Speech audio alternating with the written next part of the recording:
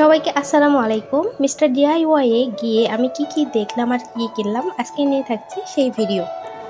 তো চলুন ভিতরে যাই দেখা যাক কি আছে এখানে। সো মিস্টার ডিআইওয়াই সে তো পুরোপুরি তার বাসাটাকে সাজিয়ে ফেলেছে হরেক রকম জিনিস দিয়ে। কেউ যদি কোনো কিছু নাও কিনতে আসে তাও তার এমন একটা জিনিস পছন্দ হয়ে যাবে সে না কিনে এখান থেকে যেতে পারবে না, কারণ এখানে রয়েছে হরেক রকম আইটেম।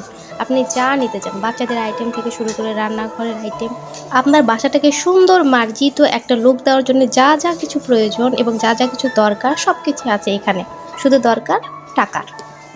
যার কাছে টাকা আছে বস্তা বস্তা সে আসতে পারেন এবং বস্তা বস্তা জিনিস ক্রয় করে নিয়ে যেতে পারেন। তবে সাধারণ মানুষের জন্য কিছু জিনিস আছে যেগুলো সবাই কিনতে পারবে। কম দামে কিছু জিনিস আছে, বেশি দামে জিনিস আছে, যার যেরকম বাজেট সে সেরকমভাবেই কিনতে পারে। এখানে সবথেকে কিউটের ডিব্বাগুলো হচ্ছে এই পাপোশগুলো। যে যাবে তার চোখটা আটকে যাবে, এত সুন্দর সুন্দর পাপোশ এখানে আছে। সো যাই হোক, অনেক ঘোরাঘুরি হয়ে গেল, অনেক কিছু দেখলাম, কিনলাম। সো এখন আমার ভিডিওটা এখানেই শেষ করছি। আল্লাহ হাফেজ।